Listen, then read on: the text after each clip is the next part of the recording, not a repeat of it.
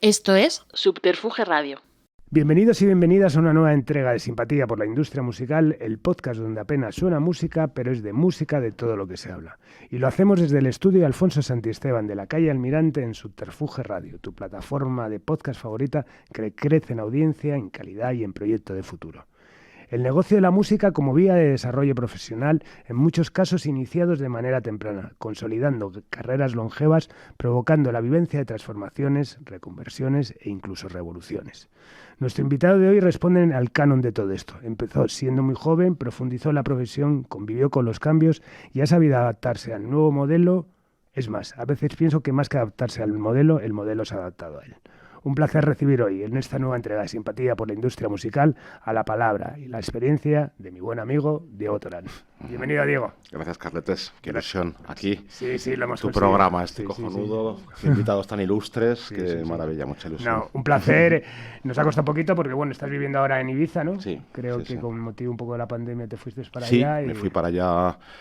Pues un poco, pues como estaba el tema, yo tengo 2 niños pequeños, la burbuja, tenían que estar en casa, había una obra en mi casa horrible, nos fuimos 3 semanas y como venían segundas y terceras olas, primero nos quedamos todo el verano, luego ese año y al final pues nos hemos dado cuenta que tanto mi mujer y como yo, trabajar allí en el tema de la música está fenomenal, porque es una isla que está efervescente, con una...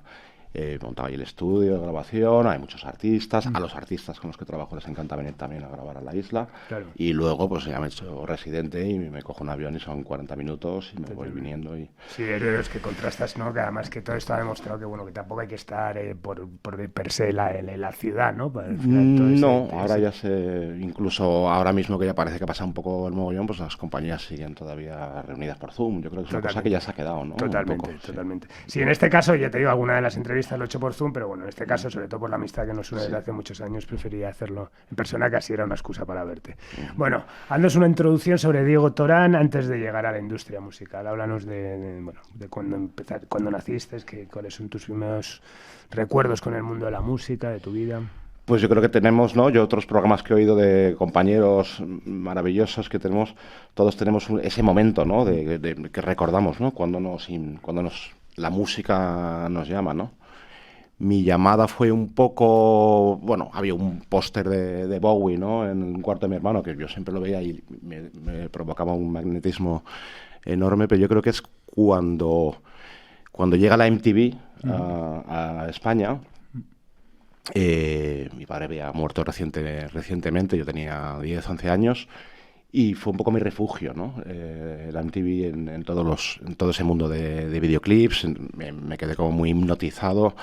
Y ya a partir de ahí me dediqué a grabar canciones de la radio, a grabar canciones a chicas, pues toda esta parafernalia de todos los que tenemos esta llamada, ¿no? Con el mundo de la música. Empecé a tocar instrumentos, empecé a pinchar en fiestas, un poco toda esa cosa así multidisciplinar del mundo de la música que luego he acabado haciendo, ¿no? Como de diferentes disciplinas. Totalmente, sí que vas sumando. No, me gustó mucho la bio que te pedí, eso me gustó el detalle de Bowie, porque al final está muy bien. Creo que es algo que se podría incluso hacer otro podcast especial con gente tal, ese detalle, ¿no? De tu vida que al final, al principio es algo intrascendente y que de repente te marca, ¿no? Yo recuerdo, por ejemplo, para mí fue un recorte, bueno, a mí me gustó mucho, me trajo mi hermana el Nevermind the Bollocks de los Pistols de Inglaterra cuando tenía 11 años así, y eso, pues sé que es un disco que me cambió la vida, tengo tal eso, pero de repente me acuerdo perfectamente que era un recorte del país, o sea, una noticia de Plasmatics, de Wendy Williams, que estaba en un juicio y tal, y que iba con las pintas que tenía, y esa imagen que recuerdo perfectamente el momento, tendría 12 años así, que la vi, y que nunca, en ese momento no era consciente de que se me iba a quedar totalmente en el letal. Y es un recuerdo que para mí es... De ese álbum también. Totalmente, de ese momento que dije, coño, joder, qué gente más rara, qué gente más guay, ¿no? Que está muy bien, ¿no? Al final es de repente ese click, ¿no? Que conectas con la música. Hay mucha gente que tiene ese click con Bowie, hay mucha gente que viene del click con Dylan, hay mucha gente, todos tenemos. Sí, pero que está muy bien, ¿no? Que me gusta mucho lo de que sea un póster, ¿no? Un póster en el cuarto de tu hermano, que no me decías. Luego ya te puedo hablar de la primera figura que me impactó enormemente, aparte de Bowie, que fue David Byrne y Talking Heads, ¿no? Sí, Fue como sí lo primero. Y luego ya entré en músicas un poquito más oscuras en ese momento, Bauhaus, bueno, Sex Pistols, Siouxsie y todo. En ese momento que además te cabe todo, o sea, lo que quieres es descubrir, consumir, y bueno, encima tú eras el privilegiado de tener la MTV, que me imagino que se te haría un tío especial dentro de tu círculo de amigos. Bueno, en el 86 te vas a estudiar a San Francisco, ¿no? Sí. Pues que supongo que ahí también te sirve pues para ver cosas que bueno, claro, que ahí había ¿no? la escena musical era increíble y los conciertos a los que tenías alcance todos los días, pues eran, bueno, grandes leyendas, ¿no? Que aquí, de esas que pasaban una al año, claro. Y ahí realmente podías ¿Recuerdas algún concierto que viste allí? Día? Sí. Pues sí, recuerdo haber visto James Addiction, a Bauhaus, a Siouxsie, y a incluso figuras que han desaparecido ya, ¿no? Stevie Ray Vaughan, por ejemplo, que es este guitarrista de blues increíble, ¿no? Que falleció un año después en un accidente en helicóptero, pues de esas leyendas, ¿no? Que tienes acceso a ver, pues porque estás simplemente en el sitio indicado, ¿no? Pues no pasaban por España en aquel momento. Y chocaría, me imagino en ese momento todavía ir a Estados Unidos chocaba, ¿no? Ahora que dicen que bueno, que ya la globalización, pero bueno, en el año 86 me imagino que... Se empezaba ya a hacer toda esa cosa, ¿no? Del último año ya, de ese año que te enviaban ahí el último año. Sí, había... Yo creo que era como 2 o 3 años ya iban estudiantes ahí siempre a hacer el último año. Claro, que fue genial justo que me tocara en una ciudad con esa vivencia tan musical y esa vivencia tan psicodélica, ¿no? La High Street de San Francisco. El pozo, sí. Sí, estaba totalmente viviendo ese momento psicodélico. Yo fui más tarde, fui a mediados de los 90 y me flipó por eso, está lleno de colgados. Sí. O sea, es una ciudad llena de colgados. Claro. Es que bueno, ese contraste ahora, ¿no? Ahora con Palo Alto y con tal, ¿sabes? Como de colgados, ya en el amplio sentido de la palabra. Bueno, y después Londres, ¿no? También, o sea, Londres pude hacer uno de los años, yo hice una carrera que ni fu ni fa, que no tenía nada que ver, yo ya estaba súper liado con la música, pinchando, tocando en bandas, absolutamente obsesionado, todo lo que ganaba me lo gastaba en música. Hice una carrera que ni fu ni fa, bueno, un poco por contentar a mi madre y tal.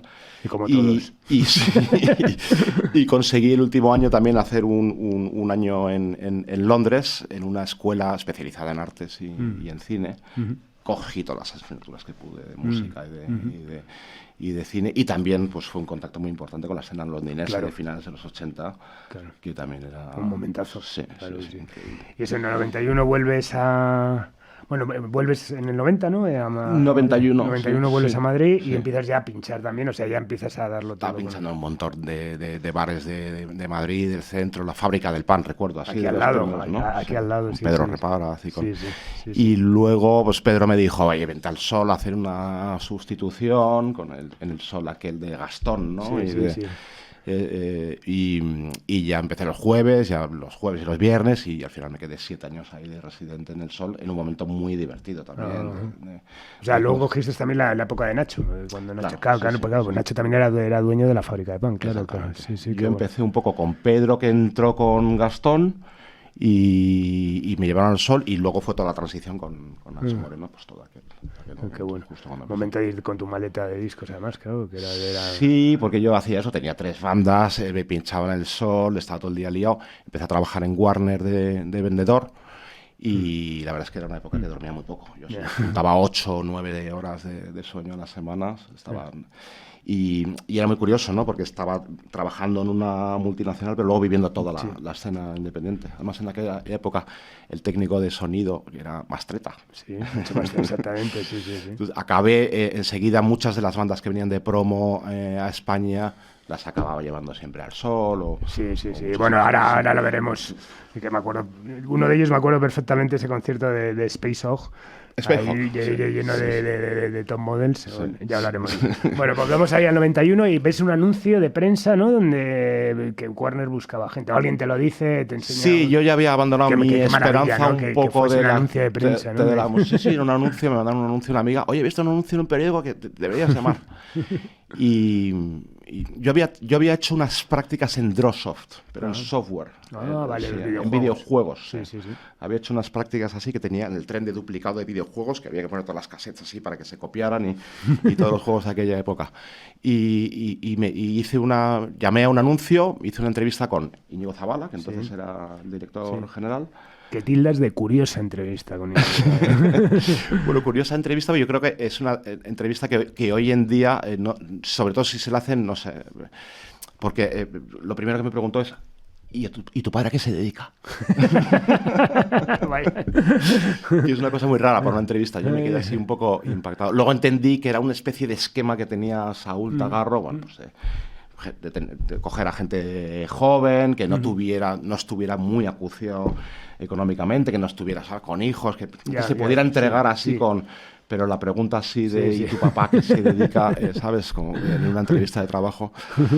Pero bueno, la verdad es que con Íñigo estoy muy agradecido, ¿no? Porque hice toda esa experiencia así en la parte comercial. Enseguida llegó la FNAC, me dieron todo la FNAC de cliente. Sí, que era esa política de Saúl que me parece fantástica, ¿no? Que era un poco exigir, ¿no? Que casi todo el mundo que todo el mundo que entrase ahí empezase por el departamento comercial. Departamento comercial y luego pasar un poco por todos los departamentos. Y empiezas eso como vendedor con Javier Sánchez, que también entramos juntos, Javier Sánchez y yo. Empezamos como vendedor. A mí me dieron la FNAC, a Javier Sánchez le dieron el Corte Inglés. Y al poco tiempo pues a Javier ya le pasaron a jefe de ventas y demás, y a mí me pasaron ya a departamentos de promoción. ¿Y recuerdas de vendedor cuál tu cometido, tu primer disco que fue realmente un quebradero de cabeza, que tenías una campaña especial? Bueno, fue Alejandro Sanz más. Claro. O sea, nosotros llegamos, Javier Sánchez y yo, la Navidad del 92. O sea, llegasteis bendecidos, ¿no? Sí. Y a mí me dan la FNAC y sale el disco de Alejandro Sanz. Claro, mi madre, que estaba asustada que yo entrara en una compañía discográfica, no sabía. Y mi primera nómina, porque entonces se cobraba por porcentaje, los vendedores, ¿no? Sí, claro. Pues mi primera nómina, imagínate, implantando en todas las FNACs de España el nuevo disco de Alejandro Sanz. Cuando me llegó mi primera nómina me dijo, macho, hostia, luego ya la cosa se relajó, ¿no? Porque además las devoluciones te las descontaban de las nóminas y tal. Bueno, sí. Pero sí, fue una entrada así fulgurante. Que bueno, sí lo comentó Javier precisamente, sí. Bueno, y sigues ahí desarrollando dentro de Warner, y un momento dado, Íñigo Zabala, que vuelve a aparecer, te propone un plan para formarte como ejecutivo de la industria, ¿no? Sí, yo de ventas estaba todo el día dando el coñazo y me iba al despacho de Badalda y me iba al despacho de todos los de tal, y les proponía ideas así un poco tocapelotas de marketing y tal, y les empezó a hacer como gracia, y les llevaba al sol a los artistas, ya estaba como muy... Y Íñigo me dijo un día, oye, Diego, yo quiero que nos hace falta, ¿sabes? Yo te quiero llevar al departamento artístico. Yo por aquel entonces me gustaban muchas cosas españolas, pero justamente las de Warner no mucho. Y para eso tienes que pasar por todos los departamentos. Entonces me propuso pasar pues, 1 año y pico por televisión, otro por prensa, otro por radio, cosa que he agradecido un montón, porque me ha dado en contacto con todos los medios, y a la hora de hacer planes de lanzamiento y tal, pues siempre he buscado la audiencia de cada, ¿no? Ir al sitio indicado y trabajar con los medios indicados, ¿no? Entonces me dio una visión muy buena de los medios. Recuerdo que aquel entonces hicimos campañas increíbles porque había 4 o 5 televisiones y la gente no veía otra cosa. No había internet, las radios estaban muy definidas, los públicos, y yo me acuerdo que había proyectos muy curiosos. Por ejemplo, te voy a hablar de uno muy curioso, que era Mike Oldfield, que sacó Tubular Bells en su día, pero luego no volvió a vender un disco. Pero en España yo tenía mucha experiencia pues con todo el tema de los informativos de televisión y demás. Y cada vez que sacaba un disco Mike Oldfield, que vendía en todo el mundo 50.000 copias, en España me lo sacaba. Él, además, se vino a vivir a Ibiza, ¿vale? También. Entonces yo llevaba las cámaras de televisión a Ibiza, lo sacaba en 10 informativos, y los discos de Mike Oldfield, no Tubular Bells, sino los posteriores, que no eran tan importantes en su carrera, vendían 1 millón de copias de repente, solo en España, ¿no? Cuando en todo el resto del mundo vendían 100.000 copias. No entendían cómo se podía hacer esto, ¿no? Entonces, bueno, eso lo hicimos con Mike Oldfield, lo hicimos con Enya también. Sí, Enya tuvo su momentazo también, claro, sí. Y todo este momento también Luis Miguel, importante, con su Luisito Rey, llegando a España. Sí. Y te hacen jefe de producto internacional, que es quizás donde empiezas ya a trabajar más. Estaba en mi salsa con unos sellos acojonantes. O sea, Mochiva, Green Day, Afar Winds. Sí. Bueno, ahí trabajaba con Electra, con Sire, con Luaka Bob, que era el sello de Virne, maravilloso, con Sire, con East West. Y evidentemente tenía que hacer mis proyectos objetivo de la compañía, ¿vale? Por ejemplo, el desarrollo de Maná, o el desarrollo de los discos de Luis Miguel, que eran los discos que llegaban de fuera, pero luego tenía cierta libertad yo para apostar por algunos artistas así como que... Y bueno, pues ahí, como en todo, ¿no? Grandes artistas que luego también han hecho una carrera más importante en España que en otros territorios, ¿no? Como fue el caso, por ejemplo, de Morchiva, que empezó aquí antes que en ningún territorio. Un poco mi relación con Tomás, ¿no? Que siempre que venía ya de la radio, yo me enamoré del proyecto, le enamoré a él del proyecto y siglo XXI en aquel momento estaba siempre estuvo muy fuerte, ¿no? Bueno, pero ese momento qué bien, ¿no? Que al final qué suerte en ese momento, ¿no? De tener cosas como por ejemplo lo de Maná, que hablaba, ¿no? Hablaba Kiko Fuente de que se vendieron 400.000 discos del grandes éxitos, o sea, ¿no? O sea, de repente ya vender de un disco, de un artista, posicionarlo, y que luego de repente de un grandes éxitos vendas 400.000, que claro, eso te da pie a poder jugar. Yo hice todo el arranque del principio, el primer álbum donde jugaron los niños, ¿no? Que costaba al final. Me acuerdo, los trajimos varias veces. Y yo los traía al Sol, a él el Sol les encantaba, y tocaban en el Sol, hacíamos la promo y tal. De hecho, el Sol, a mí me querían decir, tú te vienes con nosotros a México, montamos lo del Sol, lo montamos tal cual y tú te vienes a pinchar. Estaban emocionados. Qué bueno. El Sol es, volvemos a lo de antes, ese concierto de Space Hog, que lo montaste, que estuvimos, bueno, no te acordarás, que estuvimos hablando, ¿no? De la posibilidad de hacer algo con Subterfuge, de hacer una edición, que siempre me acordaré de una cosa que querías hacer, que decías, jamao, que era hacer un globo estático para poner en Benicassin. ¿Te acuerdas? El diseño era como un Zeppelin, una historia tal y querías hacer y yo decía, estoy tumbado, tío. Volado.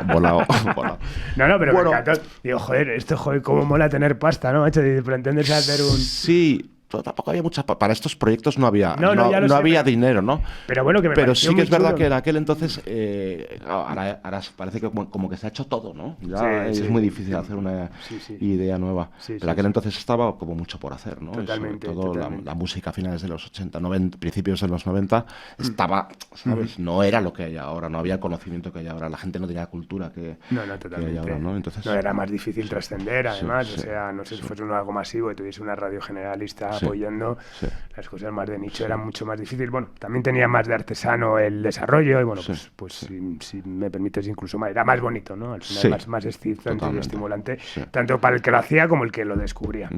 Bueno, y haces también tus pinitos como productor musical, ¿no? Y firmas, que no lo sabías, un descubrimiento, la primera sintonía del siglo XXI. Y bueno, y algunos desfiles de Cibeles y tal. ¿Tuviste alguna formación musical o directamente te metiste con maquinitas ya? Siempre autodidacta, desde pequeño la guitarra y el bajo, me han encantado siempre los sintetizadores, cualquier instrumento, la verdad. Lo que pasa es que nunca le he podido dedicar mucho tiempo, siempre ha sido así como... Pero sí, por ejemplo, me acuerdo que una de las primeras máquinas que salieron, la Groovebox de Roland, pues siempre jugando con ella. Y a ver, Tomás, tengo un synth tal, joder, hazme la música del siglo XXI cuando estaba arrancando el programa, ¿no? Y ahí hicimos un tema que estuvo 2 o 3 años, todavía me llegan derechos de autor sí, pues que estaba hecho entero con una Groovebox de estas de Roland. Siempre he estado un poco estudiando los secuenciadores, todo el tema de la producción, de la mezcla, del mastering, siempre me ha encantado. Ahora sí que he tenido como más tiempo para ponerme un poco más serio. ¿Sigues profundizando en programas de producción? Sigo grabando cosas y publico y hago mis remezclitas y he producido muchas cosas también, como decías, para el tema de la pasarela Cibeles, pues también desde hace 20 años, muy de la mano, por ejemplo, de un diseñador que es Roberto Torreta, que siempre aposta como por una electrónica así cañera. Vecino de la calle, de la calle Almirante, hasta hace muy poco. Sí, pues él dentro del corte clásico que tiene, así de, digamos, más clásico que otros diseñadores jóvenes, ¿no? Así más elegante, más clásico, un perfil más adulto, pero siempre ha apostado por una electrónica así cañera y arriesgada, y hemos hecho cosas... Bueno, la moda siempre ha sido un buen escaparate, al final siempre ha habido buen gusto, ¿no? Al final siempre ha querido como saber lo último que había en electrónica. Hemos hecho cosas muy curiosas ahí. Hemos estrenado un single de Depeche Mode por primera vez en el mundo, lo hemos estrenado en Cibeles, hemos llevado a tocar a Cycle en Cibeles, hemos llevado a tocar a Femme Fatale. Me acuerdo que por aquel entonces pinchaba con vinilo, ¿no? Luego ya, pues con las herramientas de producción, ya las sesiones se producían y metíamos cosas propias. Pero digamos que también ha sido muy divertido. Yo ahora cojo todas las sesiones que he hecho durante 25 años con Roberto Torreta, más de 50 sesiones en Cibeles, y es un poco es como una especie de guía de la evolución de la música electrónica, ¿no? En estos 25 años. Muy interesante. Lo hablaba el otro día con Roberto, que hicimos la última la semana pasada, de coger todas estas sesiones, ¿no? Y comentarlas, porque se ve realmente todo lo que ha ido pasando. Claro, qué bueno, qué interesante. Bueno, y siguiendo un poco a tus datos biográficos, entras casi obligado al departamento de AR con José Luis de la Peña, ¿no? Para seguir tu evolución. Bueno, es que yo estaba en mi salsa ahí con los en internacional, pues imagínate, con Red Hot Chili Peppers, con Lou Reed, con Laurie Anderson, con artistas. Claro, en la época los artistas viajaban además y venían los países a hacer promoción. Había mucha promo y yo sacando mis sellitos y bueno, pues artistas fantásticos todos, pero no era la onda, ¿no? Era un repertorio más como muy clásico el que tenía Warner, tenía como los ases de la baraja, ¿no? Alejandro, La Unión y demás. Y bueno, me obligó un poco. Oye, macho, que sí, que te has quedado aquí 2 años, que la pasas de puta madre, pero yo todo esto que he hecho es para que tú entres... Y entras con José Luis, ¿no? Que José Luis Entro con José Luis. Y te encarga un poco la línea más teen, ¿no? O sea, bueno, estamos hablando de Piratas. Con Piratas, Cristina, con Miguel también. Con Miguel trabajé mucho, con Miguel Bosé, porque él tenía en aquel momento... ¿Qué disco? Pues yo empecé a trabajar con Miguel. El primero así potente que hacemos es 11 maneras de quitarse un sombrero, que era un disco de versiones. Bueno. Muy curioso. Hicimos todo el repertorio juntos y luego estuvimos un mes grabando en Milán con Greg Walls y ahí cogí una relación fantástica con Miguel. Miguel tenía un diálogo en aquel momento con la compañía y dije, oye, con este me vale, ¿sabes? Y me cogió ahí de... Bueno, en general ha hablado mucha gente que ha trabajado con él y creo que es una persona con la que es bastante fácil de trabajar, que al final es como, a pesar, ¿no? Sobre todo ahora, ¿no? Esa imagen que da. Me parece maravilloso, me parece un tipo muy exigente y muy inteligente, pero sí que es verdad que había gente que sí, que sabes, este sí me vale, o gente que le ponía la cruz y aquello no, ¿sabes? Entonces a mí pues tuve la suerte que me dijo, sí, con este me arreglo. Bueno, y esa reinvención fantástica de Cristina Rosenvinge, ¿no? Que pasa del jazz que arrastra durante años, pues esa relación que empieza con la gente de Sonic Youth, ¿no? Que se va a Nueva York me acuerdo, además y se recoloca artísticamente, lo que bueno, es una jugada absolutamente brillante. A ver, realmente creo que es donde tiene que estar y donde está, ¿no? Pero bueno, que al final tenía una imagen muy marcada, ¿no? De lo que había sido y de repente... Total. Yo me acuerdo que un día, oye, vas con Cristina, me llamé Cristina y que soy todo R, venga, vente a casa, tal, no sé qué. Y nos conocimos ahí, en aquella época estaba con Ray. Ray estaba en ese momento dirigiendo su primera película, La pistola de mi hermano. Pedimos un japonés que yo todavía no había probado el japonés, yo no sé qué tenía yo. O el japonés estaba llegando, eran como muy sofisticados ellos con su japonés y tal. Y me dijeron, mira... Íñigo Zabala era muy de llevarte a un japonés para... Sí. A mí me llevó una vez. Pues, y ahí me expresó claramente, oye, Diego, me quiero alejar de toda esta línea, ¿sabes? Un poco más juvenil y quiero apostar por una música más arriesgada, quiero coger una identidad... Y ahí hicimos todo el contacto con Lee Ranaldo y a partir de ella pues, desarrolló ya toda esa línea más independiente, ¿no? El primer álbum que se grabó con Lee fue Cerrado, creo que fue, ¿no? Igual me bailan ahora los nombres. Pero sí, fue una relación muy bonita también con Cristina y con Ray. También con Ray, a Cristina la veo de vez en cuando, con Ray ahora mantengo también mucha cercanía y hablamos mucho de aquellos años. Un tío fantástico. Sí. Y bueno, y la oportunidad de poder desarrollar así y convivir con un pelotazo, y bueno, no sé si esperado o inesperado, pero que fue Café Quijano, ¿no? Que fue una cosa increíble, ¿no? Lo de Café Quijano fue curioso porque me llegó una cinta con un periódico que veías ahí como si fuera una banda increíble en León y tal. Y yo veía aquello, la cinta, nadie les conocía, y un periódico hablando como si fueran los Beatles, macho, una cosa acojonante. Y yo dije, esto qué raro. Y al final se veía que era como un montaje raro que habían hecho. Dije, estos que hacían boleros, por aquel entonces, pues lo último que había de boleros eran cosas como muy clásicas, ¿no? Y dije, esto es como falseado, ¿sabes? Era una cosa... Y dije, pero es cachondo esto, 3 hermanos jóvenes así, con esta onda así un poco Tex-Mex, haciendo el bolero. Me fui a verles a León Ellos tenían un bar ahí que se llamaba La Lola, donde tocaban estos boleros con su padre. Conocí a toda la familia, me hice muy amigo, Manuel y ellos son encantadores, súper hospitalarios. Efectivamente vi que no eran un grupo, ¿sabes?, que tocaban en un bar, que no llenaban grandes estadios ahí. Pero sí decidimos hacer un poco... Estaba en aquel entonces, justo fue un poco, yo si mal no recuerdo, fue también Jarabe de Palo. Con La Flaca, también sacó ese sonido un poco así fronterizo, ¿no? Entonces, pues, sí, grabamos un primer disco que tenían esos boleros y una canción de Ricardo Franco, del director. Una canción, yo con Ricardo Franco en sus últimos años tuve una amistad, una cercanía y... Hizo varias letras, ¿no? Además, sí, hizo varias letras, sí, y tenía una canción preciosa que nunca había grabado, que se llama Loco de Amor, que a mí me volvía loco. Ese tema, digo, pero Ricardo, ¿cómo es posible? No, esto ya no puedo cantarlo. La cantaba, que era maravillosa. Y digo, pero esto tienes que sacarlo tú en alguna película y tal. Y se la ofrecí cantar a los Quijano, que les encantó esa canción, que es una canción de... La canción original cantada por Ricardo era maravillosa, que todavía la guardo. Yo me sé de Ricardo porque yo trabajaba con el lado underground de la familia, que fue con su tío Jess Franco. Y me hablaba mucho del talento musical de Ricardo, que bueno, fue un tío que ha pasado más a la historia, ¿no? Por sus películas, ¿no?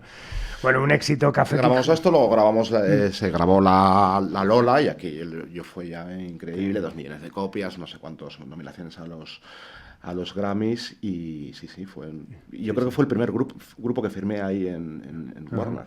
Sí, uno de los primeros, sí. Pero bueno, como hablamos muchas veces, es un negocio que también está muy basado en el fracaso, ¿no? Sí. Y hablas del concepto One Hit Wonder en tu bio, con un proyecto, por ejemplo, que a mí me encantaba, pero que no fraguó, que fue la Rabia del Milenio, que era una idea muy buena. Era lo tenían todo, ¿no? Tenían buenas canciones, una imagen increíble. Hicimos un disco cojonudo con Nigel Walker. Pero yo creo que el error fue...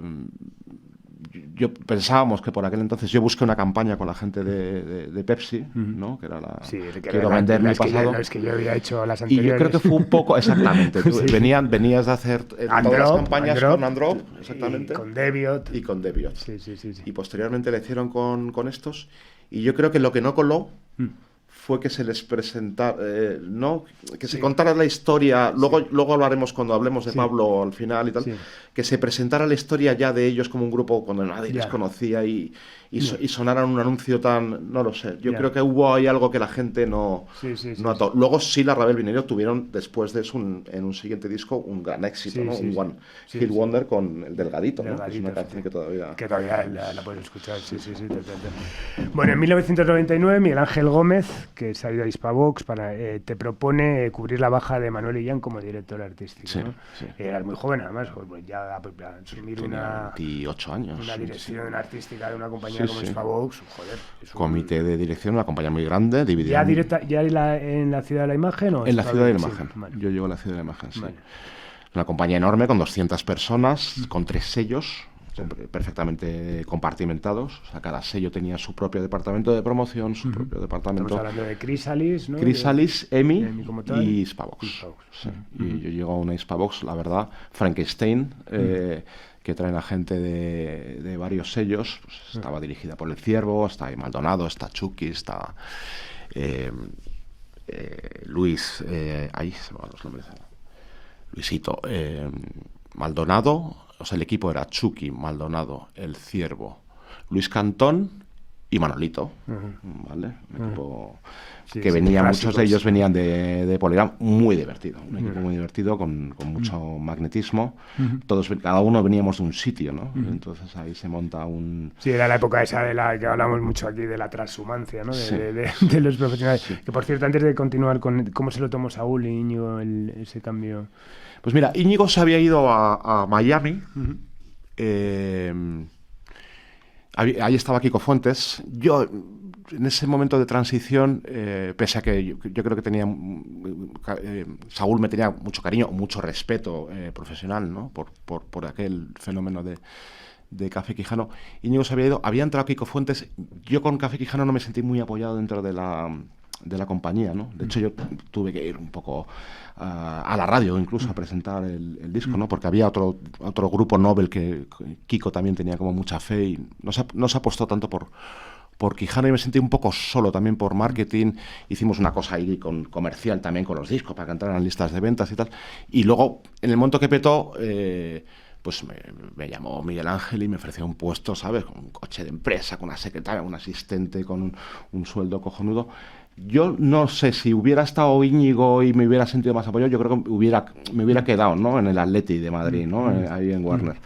Pero como Íñigo se fue, tal, yo sé que a Saúl le sentó regular. Yo no hablé directamente con él, pero alguien me contó que casi se da una toña en coche cuando se lo contaron. Pero qué cojones, pero este niño tal, si encima tal, ahora le hacemos toda la instrucción y tal. Y se va, ¿no? Pero sé que le sentó regular. Sí, bueno. Por aquel entonces había una cosa que pasaba en Warner que decían, si te vas de Warner ya nunca vuelves, ¿no? Que es una cosa que también luego me repitieron por ahí cuando hubo toda la fusión otra vez de vuelta. Pero sí creo que le sentó regular. Y con Íñigo pues siempre ha habido cariño, siempre nos hemos ido tratando con Íñigo y con Eva. Bueno, en EMI, Hispavox está la época, ¿no? Está Carlos Jean, OBK, Centric. Sí. Vamos a hablar un poco de todo. Antes de llegar a Bunbury, que sé que es alguien especial, pero bueno, háblanos de esos con qué trabajaste, qué recuerdas de... Yo llego a Hispavox. Hispavox estaba con este súper fenómeno que fue el primer álbum de Evia, ¿vale? Que era una cosa inaudita, con este folclórico asturiano, de repente electrónico, que diera la vuelta al mundo, ¿no? Estaban ella y ella sola, que en aquel momento ya estaban en un momento complejo por la relación entre ellas. Estaban unos OBK un poco así denostados, maltratados, porque habían hecho varios discos, pero no habían conseguido el éxito de los primeros álbumes, ¿no? Me acuerdo que llego ahí yo ya trabajé con Carlos con algunos proyectos en Warner, ¿no? Con Miguel y con algunos proyectos.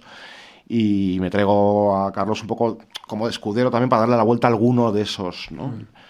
De los artistas que había ahí, pues uno de los primeros es con OBK, que hacemos el álbum Antropop con Carlos y conseguimos ese comeback, ¿no? Que luego me pasó con algunos otros artistas que luego comentaremos, que de repente OBK, después de 3 discos sin pasar, tienen un disco con 4 hits que suenan en radio, lo metimos en la Vuelta Ciclista y fue como una vuelta grandiosa para ellos, ¿no? Y con Carlos también trabajé con más proyectos también. Lo hicimos con Pastora Soler, que era una chica que venía a cantar copla, y de repente hicimos un disco de así como de pop electrónico que empezó a sonar. Corazón congelado. El corazón congelado con Carlos, ¿no?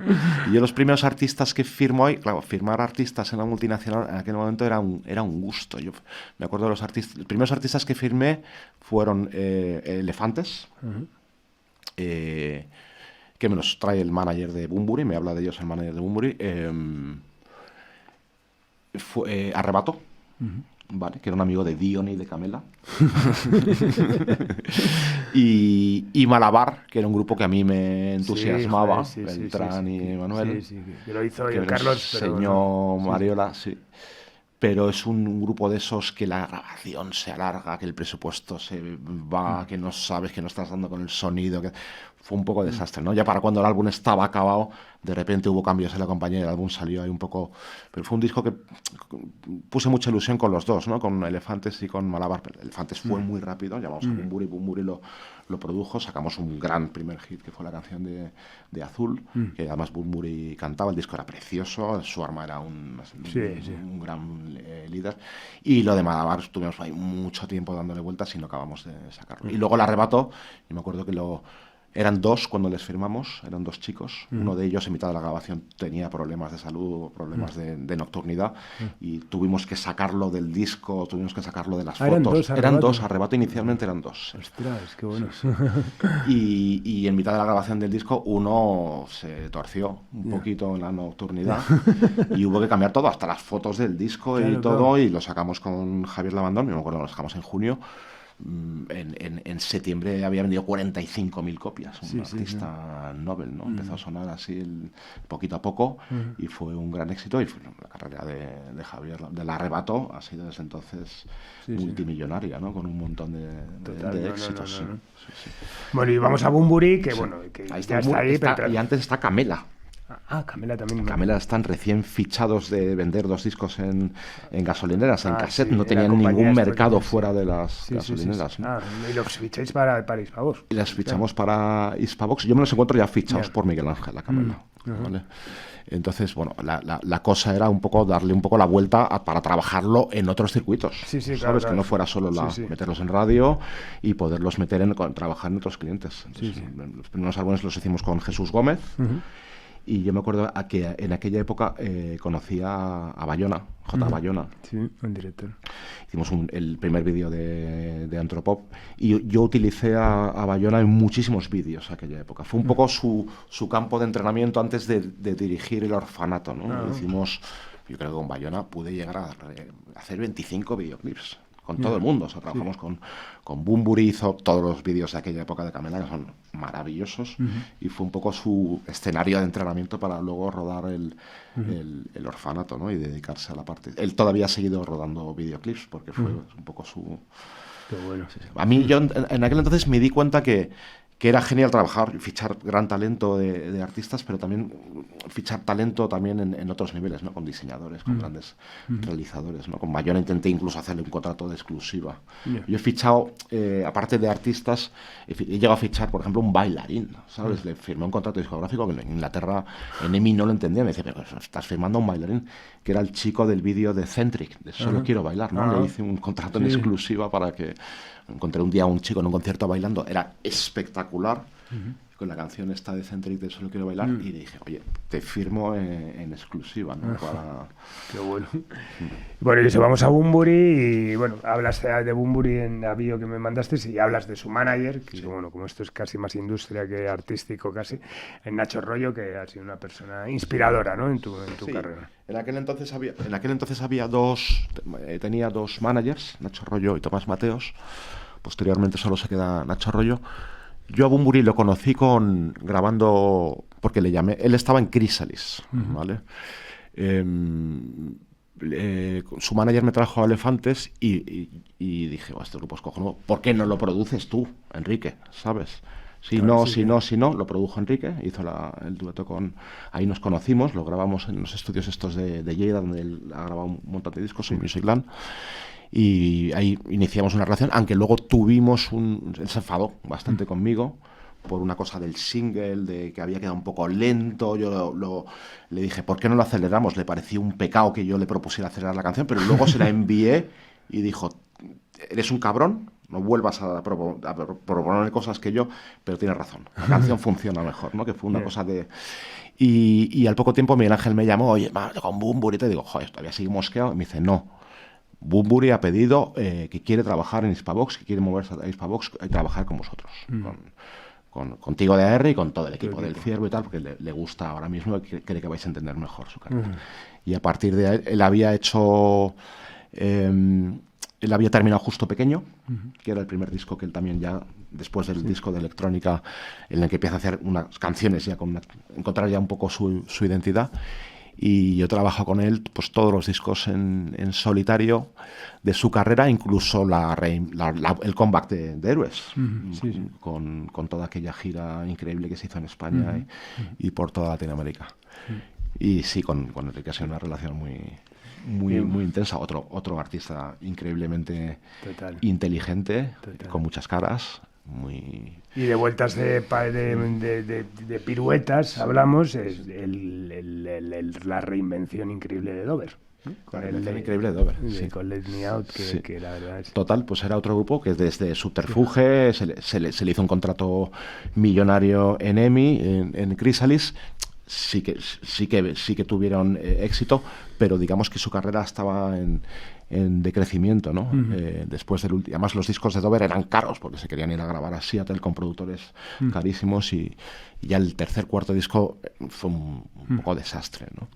El de Flame, ¿no? Sí, y además con Amparo y con Cristina estaban un poco desconectadas de la compañía, como sentían que no lo habíamos trabajado. Bueno, me pasó un poco lo mismo, ¿no? Dover estaba en Chrysalis y vinieron a Hispavox. Me tocó cogerles, ¿no? Un grupo que venía además torcido y bueno, yo cogí una relación muy buena con Amparo y con todos, con ellos. salíamos juntos, venían, yo por aquel entonces tenía un loft que venía mucha gente de la industria, en ese loft pues, estaba enfrente Javier Sánchez, arriba vivía Nacho Ventosa. Sí, doy fe. Hacíamos fiestas muy divertidas, cualquier concierto que hacíamos en Madrid acabamos todos en mi casa. Y empecé a tener primero a desarrollar como una relación personal con ellas. Y yo por aquel entonces seguía pinchando mucho y ponía y les enseñaba muchas cosas de grupos que eran de rock, pero que estaban integrando cosas como de electrónica, ¿no? De aquel entonces. Gente como Block Party, por ejemplo, el sello Kitsune de París, que tenía todos esos grupos, hacía remezclas electrónicas, ¿no? Yo las pinchaba en aquellas fiestas y ellas, sin darles caña, pues les decía, oye, hay que hacer algo con vuestra música, porque si seguimos haciendo el sonido Seattle, pues ya has visto que esto sigue. Y ellos, a cabo de unas semanas, me llamaron un día, Cristina y Amparo y Jesús, oye, tenemos que ir a verte, tenemos que enseñarte una cosa muy, muy importante, creo que lo vas a flipar. Y yo, bueno, pues venga, veniros. Y vinieron a la EMI y me dijeron, toma, dale al play. Y pusieron Let Me Out, ¿no? En donde integraban pues todos esos sonidos electrónicos, toda esa vuelta, ¿no? O sea, seguían siendo grandes canciones de Dover, canciones acojonantes, pero tenían esa vuelta de tuerca mirando a otros, al paso que habían dado otras escenas, ¿no? Que estaban integrando. Me acuerdo ese día que ellas me lo dicen siempre. Que yo, a mitad de la canción entró el estribillo, me subí encima de la mesa y dije, pero qué puta locura es esta, qué barbaridad, pero esto es mundial, tal. Y efectivamente, ¿no? Luego fue una canción que después de la radio comercial haberlas dado un poco la espalda, volvió a entrar de nuevo el grupo con muchísima... Fue otro gran comeback. Total. A mí me encantan esos episodios de los One Hit Wonders que hablábamos, o los comebacks, ¿no? Que son maravillosos. Hay una cosa que yo he visto en las compañías que era un poco dramática, ¿no? Que cuando había un cambio de dirección, un cambio de AR, el nuevo AR... todo lo que había, yo ficho lo mío y todo esto, como no lo he fichado yo, a mí siempre me ha encantado trabajar con lo que había y en los huecos, pues yo firmar mis artistas, ¿no? Pero me ha parecido muy triste cuando han cambiado un director artístico y de alguna manera pues todos los grupos que había antes los abandonaban, ¿no? He intentado con mucho cariño, siempre, no solo porque fueran grupos que hubiera fichado, sino... Pues, bueno, en diferentes momentos de carrera de los artistas, pues intentar hacer, ¿sabes? Buscar. No, claro, y además, bueno, yo creo que también esto es tu papel, ¿no? Incluso ver cosas donde igual una relación larga también entre un director artístico y un artista también muchas veces se corrompe, ¿no? O sea, que es bueno también que incluso la percepción desde dentro pues cambie, ¿no? La electrónica siempre ha sido de una importancia vital en tu vida y como estilo de música, como todo. Y bueno, montas un sello también, Evox, ¿no? Un sello fallido. Bueno, pero es un intento de... Bueno, un sello fallido. Siempre, como todos los intentos que ha habido dentro de las compañías de las majors, ¿no? De montar un sello indie, de montar un sello electrónico y tal. Yo vi la oportunidad de había una escena ya electrónica. Con Chacho López ya, ¿no? Sí, antes. Fue Chacho, fue Almudena en bailo. Emi iba o sea, Hispavox estaba teniendo grandes éxitos y yo creo que fue con Almudena. Dije, oye, vamos a hacer un sello de nicho aquí de electrónica con todo lo que está pasando y demás. Me lo compraron, pero luego con todos los cambios que había en la compañía me lo tomaron. Llegué a hacer dos fichajes. Uno fue Femme Fatal y otro fue el arranque de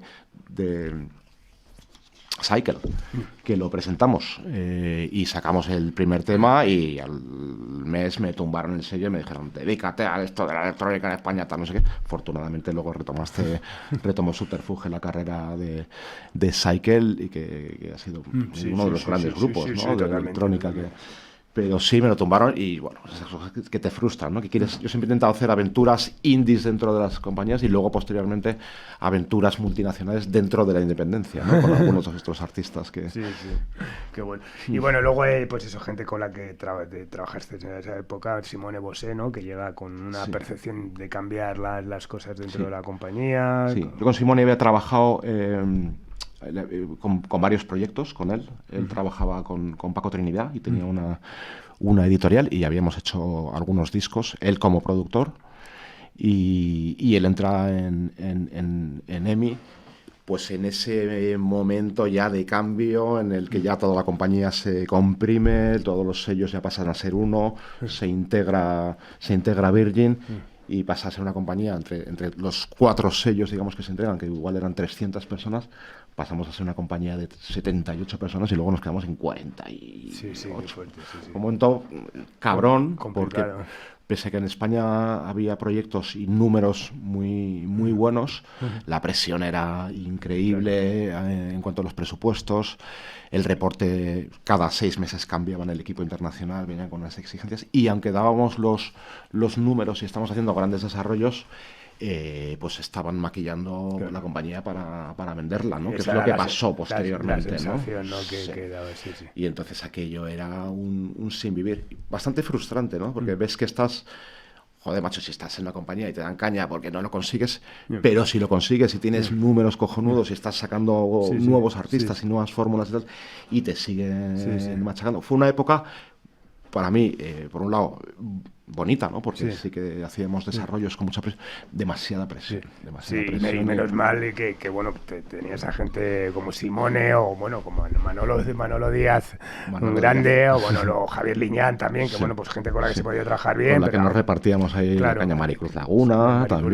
Pero bueno, luego el sello de cuando Liñán se va, te quedas también con todo ese roster, o sea, tal. Y luego eso, aparte con artistas de éxito, joder, como Amaral, ¿no? Que fue todo el momento Amaral. Amaral llega de Virgin, junto con otros grandes artistas, con Bebe después de aquel disco de impacto de Para Fuera Telarañas, Los Delincuentes, bueno, todo ese roster de Javier maravilloso, José Merced, de Estrella, y bueno, me toca retomar, aparte de todo lo que teníamos en EMI, pues todos los artistas suyos, ¿no? Sí, y encima, bueno, hablando de la presión internacional tal, también toda la presión que suponía era la época del pirateo máximo, o sea, el formato baja, se el nos ventan, juntan no existe todas, todavía la opción de la explotación digital, o sea que otro momento de los artistas complicado, ¿no? Hablamos del One Hit Wonder, del comeback, el segundo disco después de hacer un pelotazo, o sea, duro. Ese es cabrón, ¿no? Bebe, o sea, el segundo álbum de Bebe y el tercer álbum de Bebe, ¿no? Es el momento en el que bueno, eso, yo creo que esa carrera es para hacer un podcast, ¿no? Ese segundo. Eso tiene para hacer solo totalmente. un especial, totalmente, sí.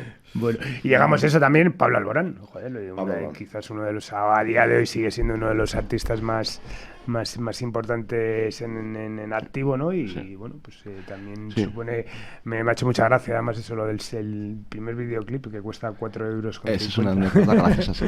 Pablo Alborán nos lo trae Manuel Illán, que era la persona que yo había sustituido cuando entré en EMI, ¿no? Él se fue de EMI porque quería dedicarse a producir artistas y hacerlo por su cuenta, ¿no? Tuvo muchos éxitos.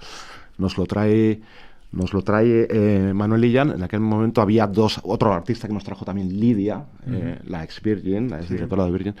Se estaba debatiendo entre dos artistas. Lo de Pablo era increíble. O sea, su voz era una maravilla. Sí que es verdad que Manuel, con toda esa, para mí para un artista novel estaba haciendo un disco muy producido, ¿no? Ya directamente en Praga con una orquesta de 32 de cuerda, algo, y en aquel momento está empezando a funcionar YouTube, ¿no? El canal así como arranca, ¿no? Fue año 2000. Cuando vimos el álbum de Pablo tan acabado,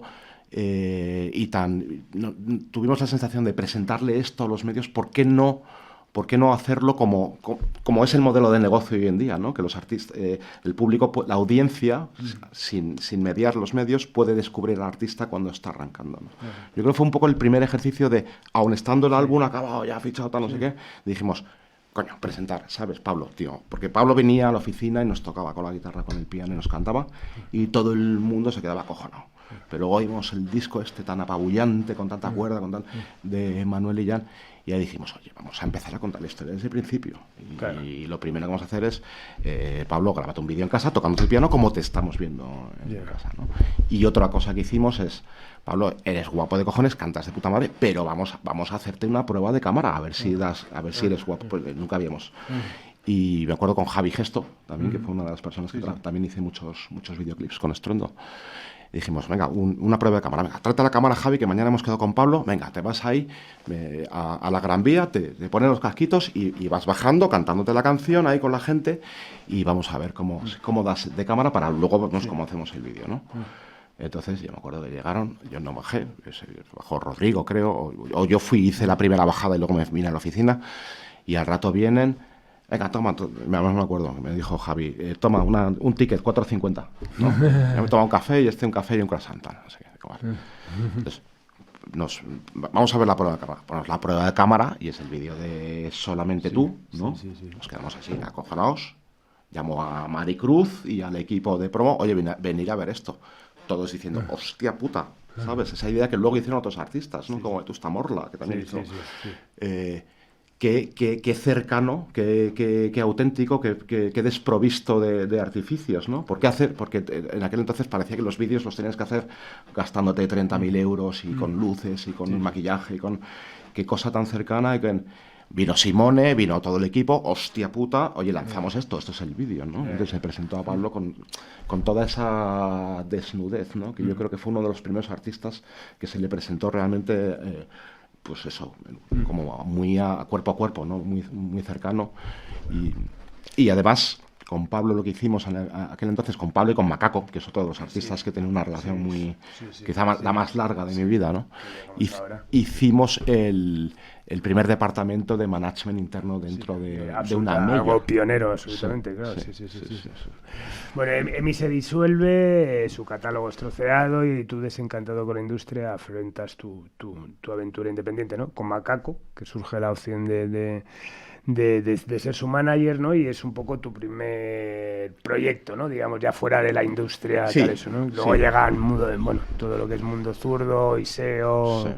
Sí. Bueno, ahora vamos viendo. Sí, yo con Macaco le firmé, también uno de los primeros artistas que firmé cuando llegué a EMI. Él había hecho su primer disco, sus dos primeros álbumes con Eder. Me encantó, el segundo álbum suyo me encantó. Le llamé y iniciamos una relación muy larga que todavía dura. Sigo siendo todavía su manager y además colaboro con él en todo, en la producción, en la música, en los vídeos, es un manager realmente 360 y producción artística, ejecutiva y demás. Pero le firmé en el 2003 y ya el primer disco empezó, ya tuvo la mano levantada, luego hicimos todo el proyecto de Moving, que hicimos con National Geographic, que fue, ya le puso a él el mapa. Y cuando le propusimos a algunos artistas de EMI que íbamos a hacer el departamento de management interno, Dani ya dijo, vale, yo firmo si Diego es mi manager, ¿sabes? Yo ya por aquel entonces era director artístico, llevaba 38 artistas, llevaba también el departamento de explotación internacional con proyectos como el de Melendi, que estábamos ahí empujando por lo de México, con la vuelta del avión esta que tuvo y demás. Y Simone me dijo, tío, o sea, Dani firma el management si eres su... Digo, pero ¿cómo voy a coger más cosas, Simone? Si me va a dar un... Pero sí que acepté.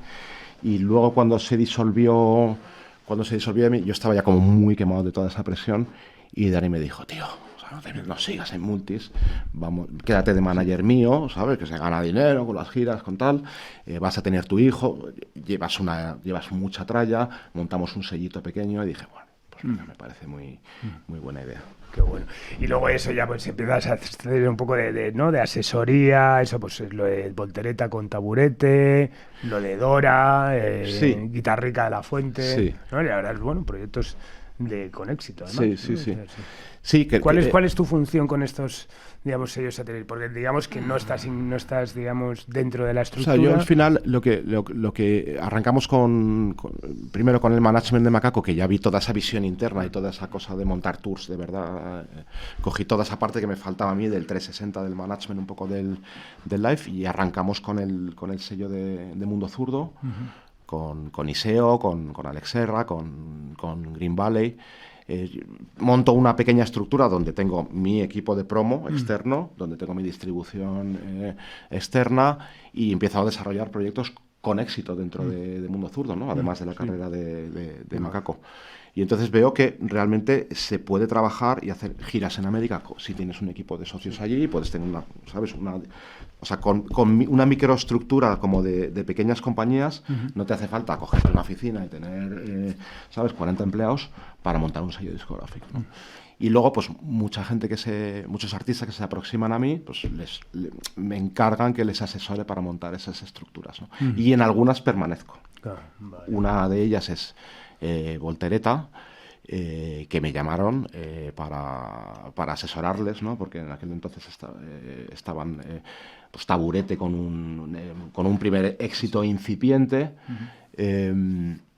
Yo vi lo de este chico y dije, este pobre, o sea, con lo del padre que le están machacando, el tío tiene un talento increíble, tiene un universo, sus letras, vale, que sí, que no sé qué, que los pijos, que tal, pero realmente es un artistazo, Guillermo Bárcenas y tal, les ayude a crear esa estructura, ¿no? De un poco de, pues un equipo de promo, un equipo de marketing, o sea, replicar la estructura de una gran compañía, pero trabajando con microcompañías, ¿no? Ayudarles también a que entraran en la radio, porque en aquel momento tenían un poco las puertas cerradas, pues por todo el tema político, ayudarles a montar las giras en América, ¿no? Entonces me doy cuenta que realmente es un momento muy interesante, la década de los 2010, para no ponerte una mochila muy grande, ¿no? Porque veníamos de una crisis muy grande, y sí que trabajar con microestructuras, ¿no? Un departamento de promo externo, un departamento de marketing externo, unos socios en América externos, una distribución digital externa, un respaldo de una editorial. Y eso lo montamos con Taburete, lo montamos con Dora, lo hemos montado también con Guitarrica, con el sello de la Oficinica, y luego ya vamos viendo, ¿no? Ahora Guitarrica pues dio el salto a Sony, con este nuevo álbum que saca ahora. Y bueno, pues sí, es lo que está montando, un poco asesorando a las compañías. Y luego, aparte de estos 4 sellos, pues muchos otros artistas que me han pedido que les ayudara un poco a buscar su camino, ¿no? Y bueno, sellos, festivales, contratación, bueno, asesorías, bueno, un mogollón hasta que llega la pandemia, te vas a Ibiza como nos has contado antes, y bueno, también empiezas a trabajar con artistas de la isla, ¿no? Donde en una isla, bueno, que me imagino que han sido 2 años complicados porque, bueno, Ibiza vive del verano, de esa explosión de las discotecas y tal, 2 años sin eso, pero bueno, a lo que al nivel creativo ha seguido efervescente, es decir, que incluso ha sido un buen momento, ¿no? Para descubrir cosas. Sí, mi mujer nació en Ibiza, nosotros íbamos a Ibiza un poco fuera de temporada, ¿no? A mí la Ibiza de julio-agosto me espantaba, y la Ibiza de invierno era muy, muy tranquila, ¿no? Nosotros nos vamos ahí para 3 semanas y nos quedamos ya, ¿no? Y nos encontramos con una Ibiza maravillosa. En primer lugar, el verano tenía la gente justa, un poco ese turismo más cutrillo, más de botellón, no estaba, los clubs estaban cerrados, había como un turismo de mucha calidad, se estaba recuperando un poco la identidad como mágica que tenía la isla en los 70, ¿no? Sin todo ese ruido de los VIPs, de los grandes clubs y demás. Y te encuentras con que hay una comunidad artística viviendo en la isla increíble, ¿no? Por ejemplo, la primera semana que yo llego a Ibiza, me llama una amiga, oye, voy con un artista inglés, tal, no sé qué, a cenar, ¿no te importa? Y llego a cenar Nick Mulvey, que es uno de mis artistas preferidos, ¿no? Pues, no sé, intimamos, empecé a trabajar con él, he estado desarrollando con él este último año y medio todo su nuevo álbum. En Ibiza hay un movimiento ahora muy interesante, porque parece que desde Café del Mar y de todo el chill out de Ibiza no ha salido nada de la isla, ¿no? Pero sí que toda esa nueva electrónica orgánica que está saliendo en Ibiza y en otros puntos del planeta, sí que hay un movimiento interesantísimo de artistas, ¿no? Que están pasando por ahí. Sí, que igual ha sido un buen reseteo, ¿no? Está sobreexplotado, ¿no? Sí. Todo lo que era el sonido de las discotecas, los discos de tal, de no sé. Ahí se están creando ahora, ¿sabes? Ese movimiento que está conectado con otras partes del mundo, pero Ibiza sí que es un faro para una nueva identidad de música electrónica, down tempo y demás. Y están pasando cosas interesantísimas. Aparte, la isla se está abriendo, no quiere volver a vivir solo de la electrónica comercial. Están abriéndose muchos espacios para que se puedan programar artistas de otros circuitos. El verano pasado trajimos a Silvana Estrada de México a tocar en la isla, ¿no? Y este verano programamos artistas muy interesantes que hasta ahora nunca habían podido ir a la isla, ¿no? Qué bueno. Bueno, pues te veo muy ilusionado, por lo cual es muy guay. Bueno, si echas la vista atrás, ¿de qué proyectos te sientes especialmente orgullosos? Yo me siento orgulloso siempre aparte de que yo tengo mi gusto musical, ¿no? Muy voraz. Me acuerdo que trabajaba 11, 12 horas y luego llegaba a mi casa y estaba 4 horas escuchando música y leyendo música. O sea, he sido muy obsesivo y tengo mi gusto musical, ¿sabes? Muy concreto y las cosas que a mí me han gustado siempre he investigado, ¿no? Pero yo estoy orgulloso un poco de haberme enamorado de todos los proyectos con los que he trabajado y haberles puesto pasión, o sea, sin importar que los hubiera fichado yo, que los hubiera fichado otro, que siempre haber intentado buscar un poco De eso especialmente. Estoy... Pues he tenido grandes relaciones con altibajos, claro, momentos buenos y malos, con grandes artistas como Enrique, como Luz, como Miguel, como Macaco, que es una relación así, con Bebe, con Amaral, con un montón de artistas. Sobre todo estoy orgulloso de haber intentado ponerlo mejor. No siempre te llevas bien con el artista, hay artistas que entras como el culo y oye, es imposible remontar esa relación, te ponen la X, ¿no? Y no con todos ha sido maravilloso, pero con muchos de ellos tengo historias muy bonitas, ¿no? Otro día hablaba con Amparo de Dover y me decía, joder, digo, es que tenemos unos recuerdos de esa época contigo, de tu ilusión, con este proyecto, cómo lo cogiste y tal. Pues eso es lo que realmente me hace, ¿sabes? Gracia haberle puesto... Y luego ante el fracaso, pues no, la conciencia de haberlo intentado, ¿no? Que yo creo que es parte de eso. ¿Y quiénes han sido tus referentes dentro de la industria? Si tuvieses que decir, pues mira, para mí la industria han sido estos tal... Hombre, yo tengo más que un referente, tengo un papi en un momento muy complicado, ¿no? De la industria, una persona que sentí que me protegió y nos protegió a muchas personas, ¿no? Que es Manolo Díaz. Que era ese momento, además. Sí, un momento muy jodido de la industria, con una presión increíble. Pues una persona tan elegante, ¿no? Con ese talante, con esa alegría, con esa sobriedad. A mí yo le tengo especial cariño. Y luego, pues, por supuesto, pues gente que ha apostado por mí, ¿no? Íñigo, Saúl, Miguel Ángel Gómez, con toda la gente que he compartido equipo, ¿no?